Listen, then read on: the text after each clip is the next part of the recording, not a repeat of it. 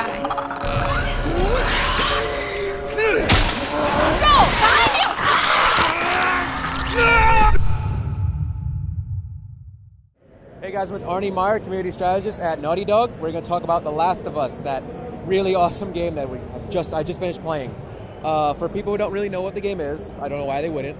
Can you just describe a little bit about the story and the design approach to this game?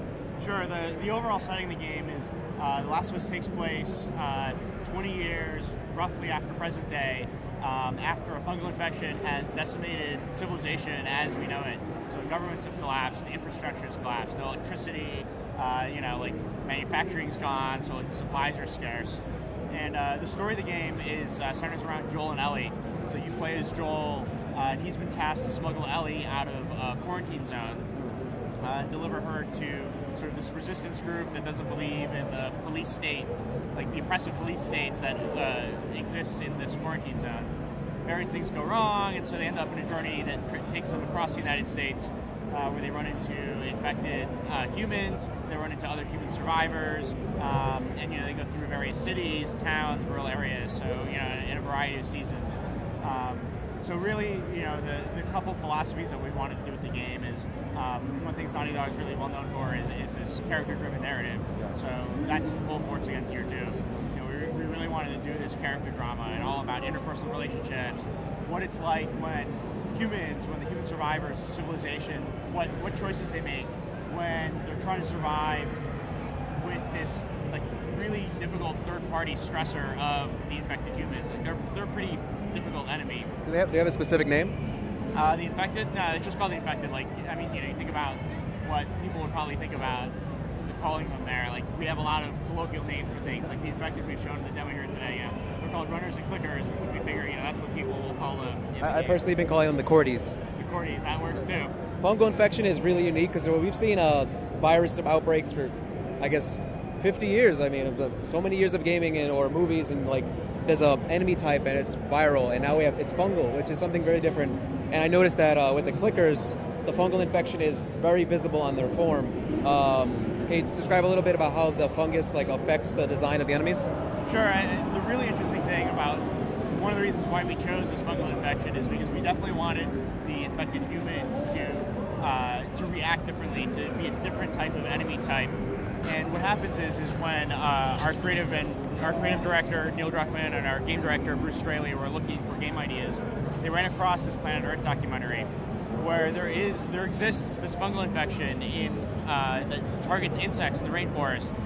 And what's interesting about the fungal infection is that it can control the bodies of the insects once it's in their body. I've seen that so one, it can move them to a position so that they can better reproduce the life cycle of the whole fungus. So the idea is what if that jumps to humans, and it creates a really great starting point for us because we already know that this fungal infection can affect human behavior or animal behavior. So it's now it's affecting human behavior as well.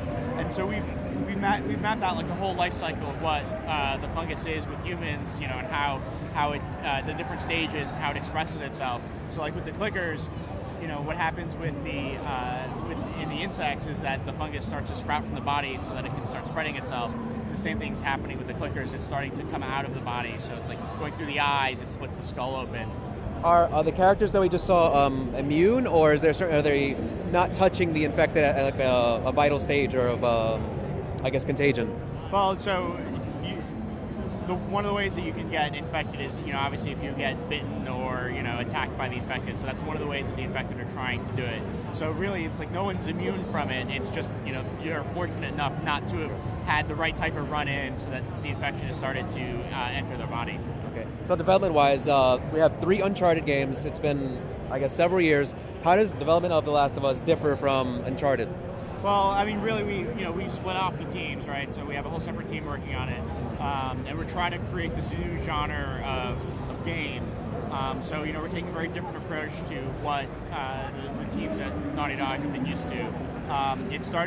Some of it started from our technology foundation. So we branched off the Uncharted engine, or the Naughty Dog engine that was used for Uncharted, so that we were able to customize things specific to what we're trying to do with The Last of Us. So focus on lighting, focus on sound, focus on enemy combat AI, So that's all custom built on that Naughty Dog engine foundation just for The Last of Us. And really, we're taking this sort of darker, mature theme to the game anyway. So we're really trying a bunch of different things that are new for us. And you know, it's very interesting for us. It's a really interesting avenue for us to explore. You said you were combining, like, making a new genre. Would you describe this as a horror game in any way, or? We're calling it a survival action game. So clearly, we're trying to find the right type of pacing so that it's not a pure stealth game. It's not very slow paced. So that's sort of where the action comes in. You know, it's a little bit faster paced. You know, there are elements where, you know, like combat against humans doesn't have to be at a slower pace. You know, you're going to find yourself in a bit more of an adventure type feel. But the survival comes into the fact that we're really trying to ratchet up the tension for you. It's not only surviving in this world or surviving the combat scenario, but it's the fact that this world it's really bleak. It's very desolate. There's not a lot of supplies. You're making really interesting choices to try to survive. You know, it's like kill or be killed, or, you know, do you be friendly? So that's where sort of the survival comes in. So I noticed in the demo there was another character there, an older woman. How many characters are we going to run across in this wasteland? Well, you're going to run into a bunch, right? And you're going to run into people who are antagonistic and who are friendly. So in the demo here, we have Tess, who's Joel's partner from the Quarantine City. We've shown a few other characters in previous reveals. You know, one is this guy Bill that Joel knows, who lives in this other town. So you're going to run into people that Joel knows. You're going to run into people that Joel doesn't know. And so again, it's all about moving forward this character-driven narrative about learning how people react to each other in their relationships when faced with the infection. So Joel is tasked with saving the girl. I'm sorry, Ellie. And I'm wondering, smuggling her out. So he's taken a job, basically, to smuggle her out of the city. So she's just cargo at the beginning of the game. Yes, I was about to ask. So at the beginning of the game, he probably doesn't have much affection for her. He doesn't really care about her. So we're going to see a change of that over the course of the story as he develops like a kinship with her. Yeah, so the really interesting thing for us between Joel and Ellie is Joel has seen the world before the infected has taken over. So you could say he's basically lost everything that he's known, right? And so he's gotten to a very dark place, and that's one of the reasons why he has this job. He runs in the black market, so you know he wants to do everything he can to sort of get a leg up in the military city. You know, get more ration cards. You know, like find a way just to do a little bit better than everyone else. That's why he's taking the job. So at the beginning, they don't really have great affection for each other. There's a cutscene at the beginning of the demo you saw where Ellie sort of gives him, like, you know, she's got daggers in her eyes, with what he says. And so, you know, like, they're going to start to, over time, they're obviously going to start to get to know each other a little bit more. And Ellie's perspective is very different because this is the only world she knows. And so, you know, our present day, that's nostalgia for her. It's a world that she only knows through whatever magazine she can find or cassette tapes of music she can hear for or whatever. So they have really different perspectives on what the world was like and what, you know, it is like now. And so you'll see how those two things combine and how the relationship grows as they get to know each other and how they get to play off of each other as they're really working to survive. With The Last of Us releasing toward the end of the PS3's life cycle, can we expect possibly a PS4 version? That'd probably be really difficult. Yeah. So, I mean, who knows?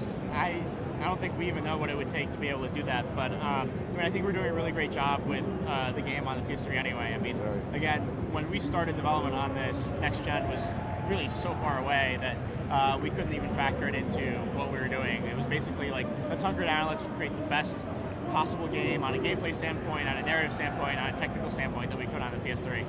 I remember things online that these guys said that Uncharted 2 and 3 were pushing the limits of the PS3. How much is it pushing even more this time? It's pushing it even more in different ways. So, you know, we've always said, you know, as we're pushing technology with 2 and 3, you know, there's always ways to optimize things. And I think the interesting thing with what we've done with The Last of Us is because we're taking such a different take with gameplay and sort of a lot of the visuals, not a lot of those things were custom built for it. We're pushing it in different ways that we have with the Uncharted games. You know, the fact that lighting is so big for us because there's no artificial light, there's no electricity in the game. So artificial light's going to come from maybe the few locations that are running generators. It's going to come from your flashlight. So we're pushing different aspects of it further than we have before. Thank you so much for joining us. Sure, thank you. Thank you.